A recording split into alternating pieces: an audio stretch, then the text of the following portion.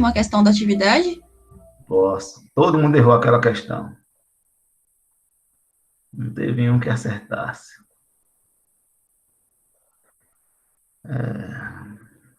Compartilhar. Vou deixar para explicar no final da aula. Tentar dar rápido a aula, para a gente, no final da aula, eu explico a atividade. Tá bom, obrigada.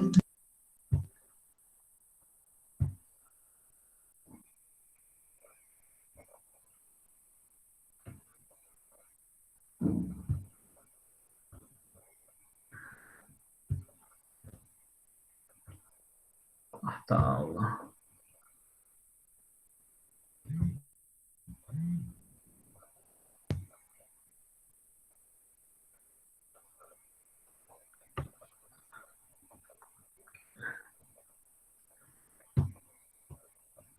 Então, hoje, nós estamos terminando a primeira unidade em termos de conteúdo, né? Então, toda a revisão de números complexos, introdutória, a gente termina com a aula de hoje. E aí também, essa é a nossa última atividade avaliativa que completa a primeira unidade, né? Então, já tivemos 2 atividades avaliativas, não é isso? Ou estou enganado? É Foram isso 2, né? mesmo. Isso. Então, nós estamos indo para a terceira atividade avaliativa, né? Vamos lá.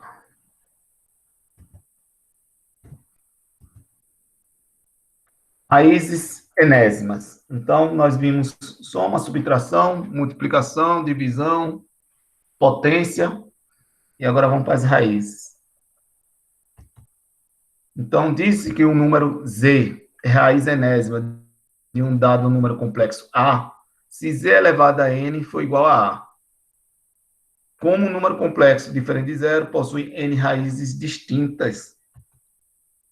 Então, para isso, consideramos o número dado A diferente de zero. Então, vamos considerar diferente de zero, né? Em sua forma polar, A é igual a R cosseno de θ mais I seno de θ. E representamos também, em forma polar, as raízes que desejamos encontrar. Então, as raízes que desejamos encontrar, eu vou chamar de Z. Então, o número complexo é A, e as raízes desse número complexo eu chamo de Z. Então, é Z igual a ρ, né, já que é um número diferente. Então, pode ter módulo diferente. Ρ, cosseno de φ, e seno de φ. Então, já que é um número diferente, tanto o módulo como o argumento pode ser diferente. Utilizando a fórmula de De Moivre, a equação z elevado a n igual a A, né? Nós temos aqui a definição, que para que eu tenha z raiz enésima de um complexo A, é porque z elevado a n tem que ser igual a A, né? Então, aquela mesma coisinha que a gente faz lá com os números reais, né?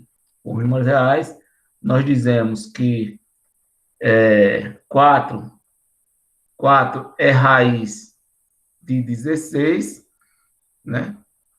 Raiz quadrada, né? No caso, vou pegar um exemplo de raiz quadrada. 4 é raiz quadrada de 16, se 4 ao quadrado for igual a 16, né? Então, 4 é raiz quadrada de 16, se 4 ao quadrado for igual a 16. Então, a mesma coisa, né? Então, z é raiz enésima de A, se z elevado a n for igual a A. Então, nós temos essa representação, né? Z elevado a n igual a A. E aí assume as seguintes fórmulas, né? Então, já que eu tenho as fórmulas de Z e de A, vou colocar na forma polar. Então, nós temos, usando a forma polar, então, Z elevado a n vai ser ρ elevado a n, cosseno de nφ, né? Usando a fórmula de Moivre, né? A potência entra, então, cosseno de nφ, mais I seno de nφ, que é igual a R, cosseno de θ, mais I seno de θ, né? Que é igual a A. Então, já que é uma igualdade, 2 números complexos só são iguais se os módulos forem iguais e os argumentos também forem iguais, né? Então, nós temos aí. Então, como a igualdade de números complexos requer a igualdade das partes reais e das partes imaginárias, separadamente devemos ter. Então, ainda é mais... eu tinha me passado nisso, né? Então, é mais interessante ainda isso. Para 2 números complexos serem iguais, as partes reais, separadamente, e as partes imaginárias têm que ser iguais, obrigatoriamente, para que dois números complexos sejam iguais. Então, nós temos isso aí. Então, a parte real, ρ elevado a n cosseno de nφ, tem que ser igual a r cosseno de θ. E a parte imaginária, ρ elevado a n seno de nφ, tem que ser igual a r seno de θ. Estas equações, por sua vez, equivalem a... Então, se eu tenho essa igualdade, isso aqui tem que ser igual a r, né? Os argumentos os módulos têm que ser iguais e os argumentos também. Então, ρ elevado a n tem que ser igual a n, e nφ tem que ser igual a θ, mas como nós estamos falando num círculo imaginário, né? Então, periódico, o θ, um círculo trigonométrico, o θ é periódico, então ele é tanto igual a n como igual a todos os períodos, né, de 2π, né? Então, nφ é igual a θ mais 2kπ, né? Então, quando k, onde k é um número inteiro, né? Quando k é 0, nφ é igual a θ. Quando k for 1, nφ é igual a θ mais 2π, né? Ou seja, mais uma volta. E também, quando k for 2, mais outra volta, e assim por diante. Continuando. Daqui segue que ρ é a raiz enésima positiva de R, onde? Então, daqui segue que Z é igual a raiz enésima de A, que é igual a cosseno de θ mais 2kπ sobre N, mais I seno de θ mais 2kπ sobre N. Ou seja, observe, se isso aqui é igual a isso, né? Então, Z, eu quero Z, né? Eu quero voltar para o Z. Então, Z é o formato de ρ, né? Que aqui é Z elevado a N, né? Quando a gente coloca elevado a N. Eu quero Z, então, a potência, eu quero me livrar da potência, eu tiro a raiz, né? Então, para tirar essa potência, eu coloco raiz enésima, e aí eu tenho ρ. E aqui é a mesma coisa, eu quero φ, eu não quero nφ. Para eu me livrar desse N, eu passo dividindo N para cá, né? Então, daqui eu tenho, desse trecho aqui, eu sei que ρ, dessa igualdade, eu sei que ρ é igual a raiz enésima de R, e sei que φ, desse trecho aqui, é igual a θ mais 2kπ sobre N. Então, dessas duas igualdades aqui, que veio disso aqui, eu tenho isso aqui. Voltando para o meu Z, eu quero saber quem é meu Z. Então, meu Z vai ser quem? Meu Z, lembre-se que meu Z... Cadê meu Z? Meu Z é ρ, cosseno de φ, mais I seno de φ. Então, torna... Meu Z é raiz enésima de A, que é, na realidade, cosseno. Eu esqueci de escrever aqui, né? O ρ, né? Raiz enésima de A, que é igual raiz enésima de N, R, vezes cosseno de θ mais 2kπ sobre N, mais I seno de θ mais 2kπ, né? Eu só faço substituir. O meu Z, observe, meu Z era ρ,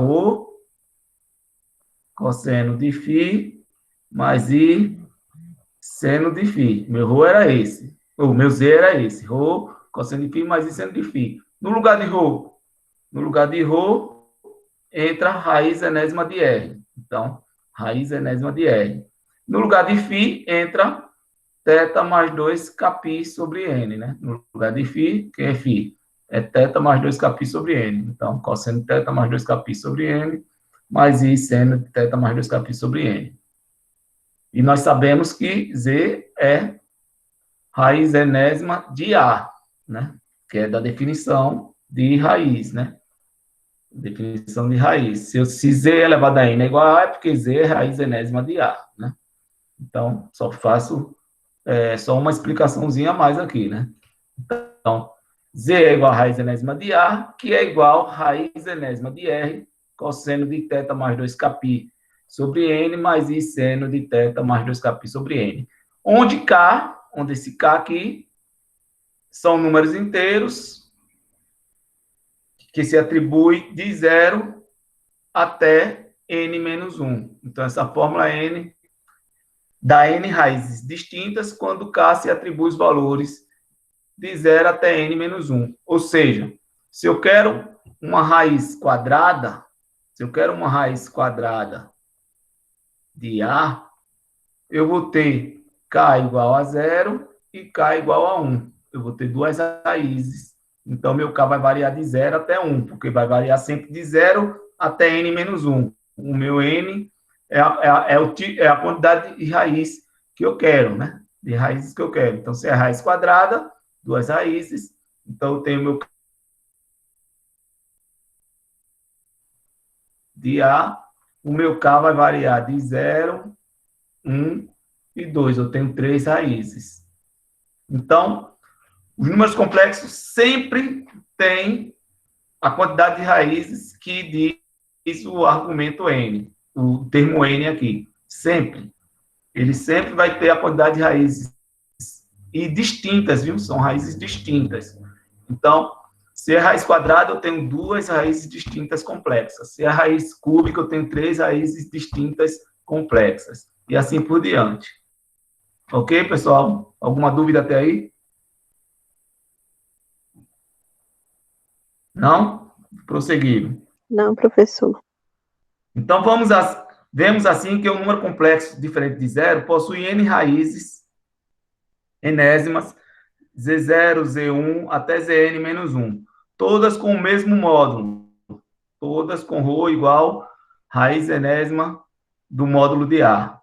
E com argumentos θ sobre n mais 2κπ sobre n, com k variando de 0 até n menos 1, né? Então, eu posso usar essa formatação aqui, né? Separar, ou usar essa, tanto faz.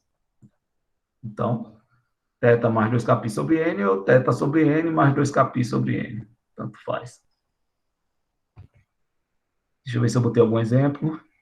Não. Vamos partir logo para raízes da unidade.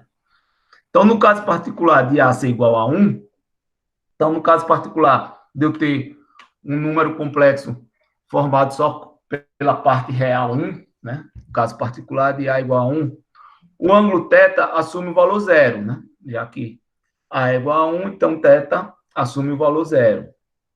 E a fórmula se reduz a isso aí. Z igual a cosseno de 2κπ sobre n mais I seno de 2κπn. Então, todo mundo sabe, né? Se eu tenho um complexo A igual a 1, nós já estudamos na aula passada, para passar isso aqui para a forma polar, o meu R é módulo de 1 é o próprio 1, e θ, como é igual a 1, como A é igual a 1, significa que ele está sobre o eixo X. Sobre o eixo X aqui no ponto 1. Então, o meu ângulo aqui é 0. Não tem ângulo nenhum aqui. Eu estou sobre o eixo. Então, o meu θ é 0. Então, o meu complexo aqui, na forma polar, seria A igual a 1. Se quiser botar, bota. Cosseno de 0 mais I seno de 0. Então, 1 eu não preciso escrever, né? Porque 1 vezes qualquer coisa é cosseno de 0 mais I seno de 0. E aí, meu Z, quem é? O meu Z, ele é raiz do A, né? Raiz enésima de A, que vai ser raiz enésima de A, que vai ser raiz enésima de 1, raiz enésima, vou botar aqui, raiz enésima de 1, cosseno. Aqui eu substituo o θ por, no caso, por θ mais 2κπ, né? Sobre n. Θ mais 2κπ sobre n. Como θ é 0, eu vou botar aqui, 0 mais 2κπ sobre n, mais I seno de 0 mais 2kπ sobre n. Como aqui é 1, raiz enésima de 1 é 1. E 1 vezes qualquer coisa, então não preciso colocar. Então, esse termo some. 0 sobre n, não preciso botar. Então, esse termo também some. Fica só o quê? Só fica 2kπ sobre n mais i seno de 2kπ sobre n. Então, meu z é isso. E aí, esse n vai variar de acordo com qual raiz eu quero. Se eu quero raiz quadrada, o k, quer dizer, o k vai variar de 0 até 1. E o n sempre vai ser o número de raízes que eu quero, né? Se eu quero 2 raízes, o n é 2. Se eu quero 3 raízes, o n é 3. Se eu quero raiz quarta, o n é quarto. E o k vai variando de acordo com esse n, né? Se o n é 2, o k varia de 0 a 1. Se o n for 3, o k varia de 0 a 2, e assim por diante. Então, que são as raízes enésimas da unidade? Então, isso aqui são as raízes enésimas da unidade.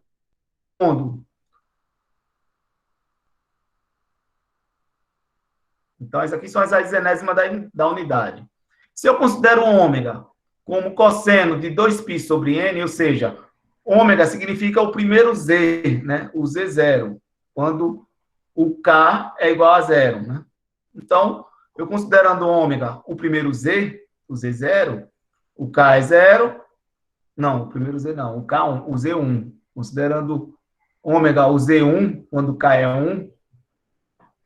1, então o ômega vai ser, quando o k é 1, então vai ficar 2π sobre n, 2π sobre n, independente de qual n eu quero, quantos eu quero, se eu quero uma raiz quadrada, se eu quero uma raiz cúbica, uma raiz quarta, independente disso. O ômega sempre vai ser o meu Z1, o meu K1, quando eu considero K igual a 1. Quando eu considero K igual a 1, eu tenho a minha raiz Z1, né? E aí eu chamei de ômega. Dei um nome especial para esse Z1. Esse Z1 é quando o K é igual a 1. Então, eu tenho 2π sobre N, 2π sobre N. Então, eu tenho um ômega especial. Eu chamei esse cara aqui, é um cara especial. Por quê? Utilizando a fórmula de Moivre, vemos que as raízes enésimas da unidade são dadas por. Então, nós sabemos o quê? Se eu quero uma raiz enésima da unidade, se eu quero uma raiz quadrada, por exemplo, eu vou ter o meu K variando de 0 até 1. Então, quando K é 0, eu vou ter cosseno de 0, né? Porque 2 vezes 0 é 0, 0 vezes qualquer coisa é 0, então eu vou ter cosseno de 0 e seno de 0. Seno de 0 é 0. Seno de 0 é 0. E cosseno de 0 é 1. Cosseno de 0 é 1. Então, o meu primeiro Z, o meu Z0, né? Quando K é 0, o meu Z0 vai dar 1, né? Porque eu substituo aqui, K0, cosseno de 0 é 1, seno de 0 é 0, então o meu Z0 dá 1. Então tá aqui, aí. O meu primeiro termo é 1 sempre. O segundo termo sempre é ômega, né? Sempre é ômega. Porque quando K é 1, 2 vezes 1 dá 2 vezes π, então dá 2π sobre n, 2π sobre n. Então, no caso, se eu estiver falando de uma raiz quadrada, então eu teria sobre 2 aqui, né? Mas eu estou de forma genérica, então eu tenho ômega para depois quando K for 1. Então, quando K for 1, o meu Z1 dá ômega. Então, eu tenho, primeiro é 1 sempre, quando é 0, quando K é 0, o segundo é ômega. O terceiro termo, se eu quiser uma raiz cúbica, continuando, né? Quando K é 2. Quando K é 2, eu vou ter o meu próprio 2π, né? Vezes 2, né? Porque o K é 2, então vezes 2. Então, vai ter a vezes 2 aqui, aí, nos dois. E vezes 2, então, é como se eu tivesse isso aqui, duas. Não, vou deixar assim. É como se eu tivesse cosseno de 2π sobre n mais i seno de 2π sobre n. Quando K é 2, é como se eu multiplicasse por 2 aqui, quando K é 2. Quando K é 2, é como se tivesse 2π vezes 2. Então, como se tivesse aqui. E nós vimos por the move que isso aqui, eu posso tirar esse termo daqui e colocar aqui em cima. Sair daqui e vir para aqui para cima. E aí, esse termo aqui a gente já conhece, que é ômega. Então, vai ficar ômega ao quadrado. Ômega ao quadrado, o próximo termo. O próximo termo seria ômega ao cubo. O próximo termo, ômega a quarta. E assim por diante, né? Porque quando eu pegasse K3, ia ficar no lugar de K. Colocava 3, é como se fosse 3 vezes 2π. Então, é ômega elevado a 3. E isso nos ajuda em alguns cálculos, que torna o cálculo bem mais rápido.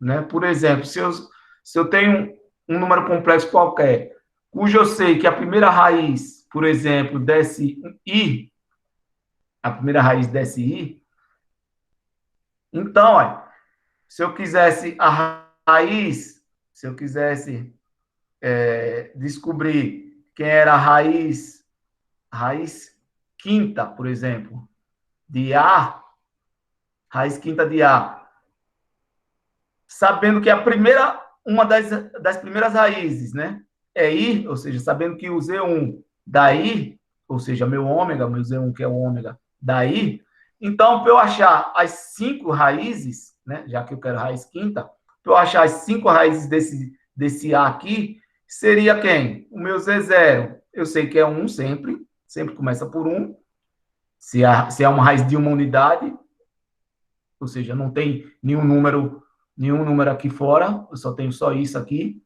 Então, a primeira raiz é 1, Z0 é 1. A segunda raiz, eu sabendo, eu descobrindo que é I. A terceira, eu não preciso calcular usando essa fórmula. Basta eu elevar I ao quadrado. A terceira vai ser I ao quadrado. I ao quadrado dá menos 1. Eu sei que I ao quadrado dá menos 1. A quarta raiz, meu Z3, é I elevado a 3, que é menos I. E minha última raiz, minha Z4, é I elevado a 4, que dá 1. Deixa eu ver. 1 I menos 1 menos I e 1. A gente repetiu, não pode. Não pode repetir raízes. Eu tenho que ter só a quantidade daquelas raízes mesmo. São todas distintas. Então, voltando aqui. Eu sei que uma das raízes é I, então não poderia ter raiz quinta, é raiz quarta. Porque como eu não botei, de cabeça, eu não bolei quem seria esse modelo desse número A, né? Então, ele tem que parar aqui mesmo tem que parar em 3. Cadê? Tem que parar em 3, porque todas as têm que ser distintas. 1, I, menos 1 e menos I. Porque não pode repetir, né? São sempre raízes distintas. Então, se eu quiser uma raiz oitava, são 8 raízes distintas. Se eu quiser uma raiz nona, são 9 raízes distintas. E assim por diante. Ou seja, eu sei que facilita saber isso aqui, quando é raiz da unidade. Então, quando é raiz da unidade, fica bem simples. Você basta achar o ômega, e aí depois ir elevando o ômega ao quadrado, ao cubo, ao quarta. Fica mais fácil do que voltar para essa fórmula sempre para calcular. Facilita muito isso. Alguma dúvida aí, pessoal? Bora? Fala, se tem alguma dúvida. Por enquanto, não, né? Deixa eu ver se eu pego o livro aqui para ver algum exemplo interessante.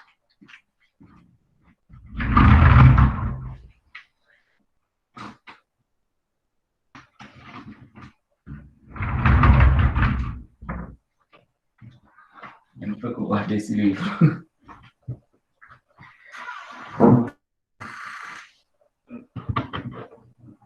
Achei. Deixa eu ver se eu botei algum exemplo na próxima transparência.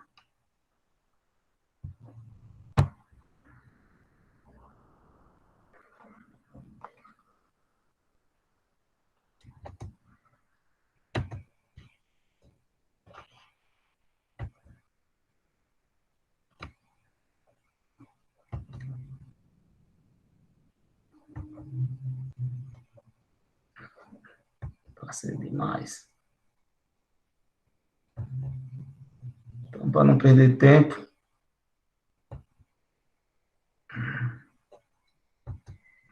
Para não perder tempo, antes do exemplo, vou falar logo dessa observação aqui. Uma observação importante. O processo de cálculo de raízes, utilizando a representação trigonométrica, é de caráter geral. Então, de modo geral, a gente calcula sempre usando a representação trigonométrica, né? A representação polar, para determinar raízes de um número complexo. Mas nem sempre é o mais conveniente. Nem sempre vai ser o método mais fácil de se calcular. Por exemplo, o cálculo de raiz quadrada do número menos 7 menos 24i é mais fácil proceder assim. Então, observe. Se eu quisesse resolver isso aqui usando a fórmula anterior, eu poderia resolver. Só que fica mais difícil calcular usando a fórmula anterior. Por quê? Porque para eu fazer daquela forma, eu preciso do R e preciso do θ. Preciso determinar quem é R e quem é θ.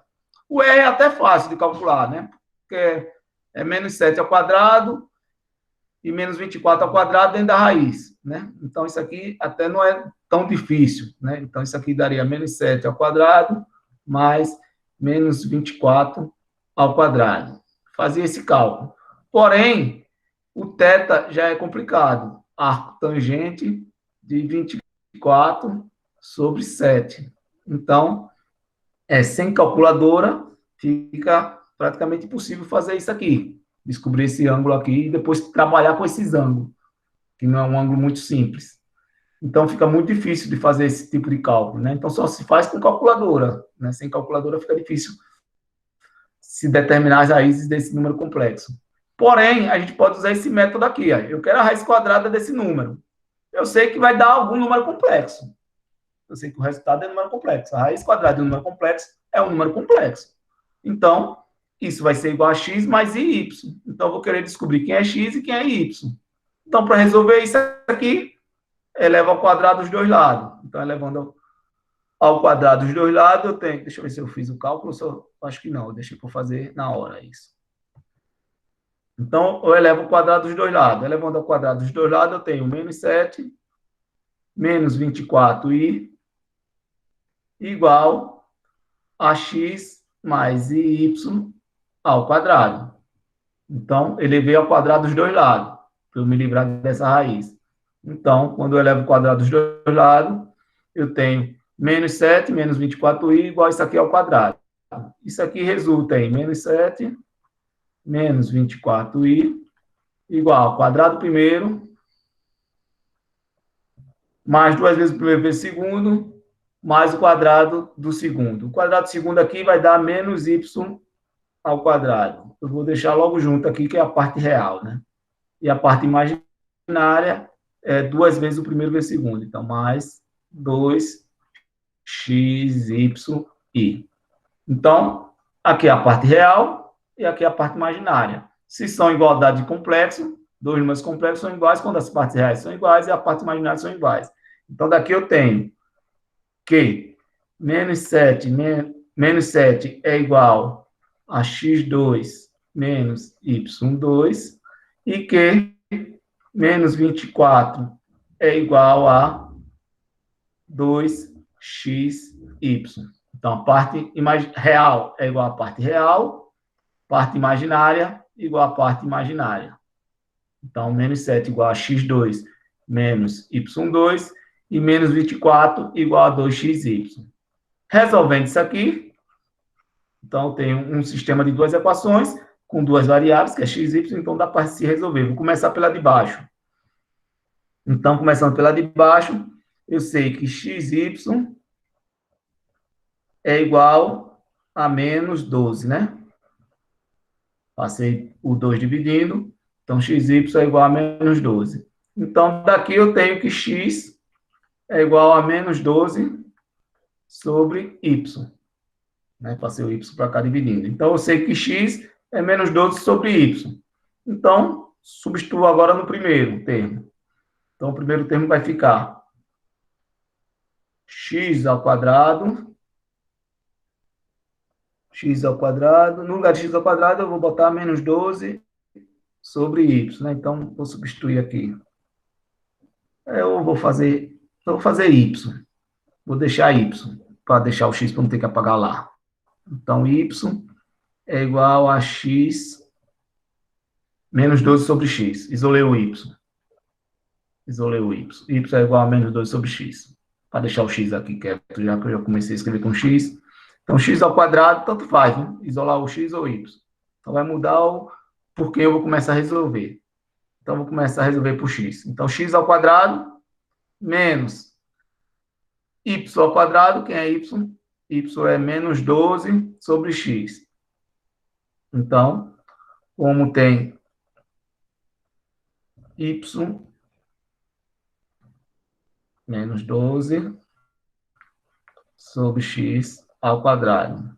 Então, não se atrapalhem, né? Não queiram fazer jogo de sinal aqui antes, não. Porque o y está ao quadrado.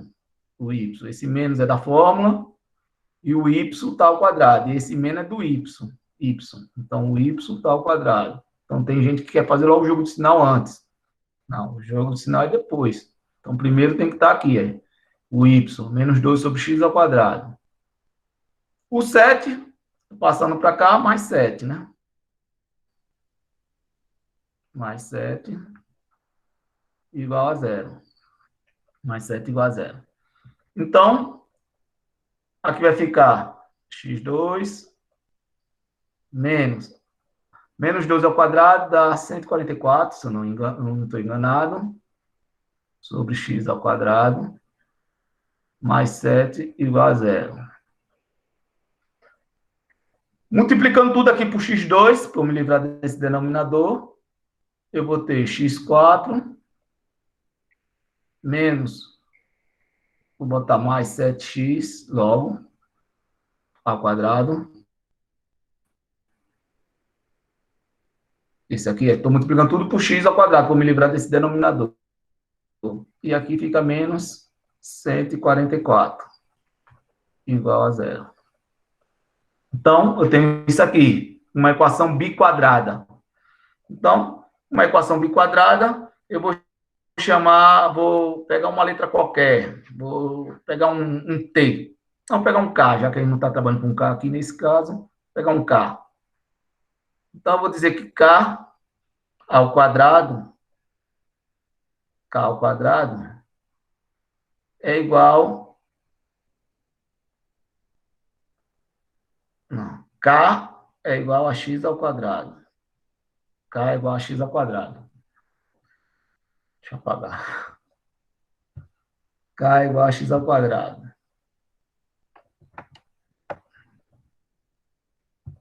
Então, meu K é igual a x ao quadrado. Então, onde tiver x ao quadrado, substituo por K. Como aqui é x ao quadrado, então aqui fica K ao quadrado. K ao quadrado mais 7K igual a 144, igual a 0. Pronto, uma equação de segundo grau que todo mundo sabe resolver. Então, resolvendo a equação de segundo grau. Delta é igual a B ao quadrado, 49, né? Menos 4AC. A é 1, C é isso aqui, menos 144. Então, como tem menos com menos, então fica mais, né? 4 vezes isso aqui, 4 vezes 4, 16 é 1, 4 vezes 4, 16 com 17, 4 vezes 1, 4 com 1, 5. Então, meu delta ficou igual a 6 com 9, 5, vai a 1, 8 com 4, 12, vai a 1, 5 com 1, 6, 625. E aí, meu K é igual a menos B, vai ficar menos 7, mais ou menos raiz de 625 sobre 2 vezes A é 1. Então, eu tenho K1 igual a menos 7 mais raiz de 625, acho que é 15, né? É 15 ou 25? Deixa eu ver. Acho que é 25. 25 vezes 25, 5 vezes 5, 25, 5 vezes 2, 10, 12, 5. 2 vezes 5, 10, vai a 1. 2 vezes 2, 4 com 1, 5. É 25. Então, a raiz de 625 é 25. Então, vai ficar menos 7 mais 25 sobre 2, né? Então, 25 menos 7 dá 18, né? 18 dividido por 2 dá 9. E o K2 dá menos 7, menos 25 sobre 2. 25 com 7 dá 32. 32 dividido por 2, menos 16, né? Então, tem aí K1 igual a 9 e K2 igual a menos 16. Todo mundo acompanhou esse raciocínio, pessoal? Alguma dúvida até aí? Tranquilo, professor. Tranquilo, né? Então, eu achei 2K. Só que observe que o K aqui ó, é igual a x ao quadrado. Uma potência ao quadrado nunca pode dar um número negativo, né? Se eu pego qualquer número e elevar ao quadrado, sempre a resposta tem que ser positiva. Então, esse K tem que ser positivo. Então, esse K2 aqui já é eliminado por causa disso. Eu não posso ter um número negativo. Entenderam? Eu não posso ter um número negativo para cá, porque K vem de uma potência de um número par. Então, esse número negativo aqui sai. Não pode ter. Então, só tenho como opção 9. Então, eu tenho x2 igual a 9, né? O K1. Então, x2 é igual a 9. Para eu me livrar dessa potência, eu vou para a raiz. Então, x é igual a mais ou menos raiz de 9. E aí aparece 2x, né? Eu tenho x1 igual a 3 e x2 igual a menos 3, né? Porque agora sim pode ser negativo, porque menos 3 ao quadrado dá 9. E 3 ao quadrado também dá 9. Então, tem esses dois resultados para x. x1 igual a 3 e x2 igual a menos 3. Com esses dois valores, eu descubro y. Então, y1 vai ser com o x1. O x1 é 3, 3 positivo aqui. Então, menos 12 por 3 dá menos 4. E o meu y2 é com o x2. O x2 é menos 3. Menos 3 aqui, então menos com menos fica mais. Então, a resposta 4. E aí eu tenho meus dois Z. Eu tenho Z1 formado por 3 menos 4i. E o Z2 formado por menos 3 mais 4i. Posso representar de outra maneira? Pode. Agora tem que ter cuidado para não errar. Então, eu tenho duas raízes. Z1 é 3 menos 4i e Z2 menos 3 mais 4i. Eu poderia representar assim, meu Z igual a mais ou menos 3 e menos ou mais 4i. Porque aqui eu tenho o Z1 seria mais 3, que é esse caso, menos 4i, é o meu Z1, e o Z2 seria menos 3 mais 4i. Pode representar assim também, já botar as duas respostas. Agora tem que ter cuidado, porque se você, no exercício, quiser fazer assim e fizer assim, ó, em vez de fazer isso, fizer isso, mais ou menos 3, mais ou menos 4i. Aí errou. Porque o que você está dizendo que Z1 é 3 mais 4i, e não é. É 3 menos 4i. E Z2 menos 3 menos 4i, não é. O Z2 é menos 3 mais 4i. Eles estão invertidos os sinais. Então, se um é mais, o outro é menos. Se um é menos, o outro é mais. Se você faz isso, você perdeu a questão. Fez tudo certinho, chegou no final, perdeu a questão. Então, tem que ter atenção na hora de querer comprimir o resultado. Ou bota separado, bonitinho, olhando quem você pegou primeiro, quem foi o x1, para você dizer quem é y1, quem foi o x2, para você dizer quem é y2. Não pode ser aleatório. Achou x3, x1, 3 e x2, menos 3, e chegar aqui, colocar x2, x1, 4 e x2 menos 4. Não pode. Se o x1 é 3, o y1 tem que ser feito com o 3 e não com o menos 3. Então, tem que ter essa atenção. Ok, pessoal? Então, estamos chegando no nosso final da aula. Encerramos, né? Nossa aula de raízes. Vou botar algum exemplo, mas antes vamos tirar logo a dúvida, já que falta só 5 minutinhos. Vou tirar a dúvida, depois, se tiver tempo, a gente faz mais algum exemplo. Senão, vocês se divertem nas atividades. É bem simples. Ô, professor, eu posso tirar uma dúvida em relação à última lista agora? Pode.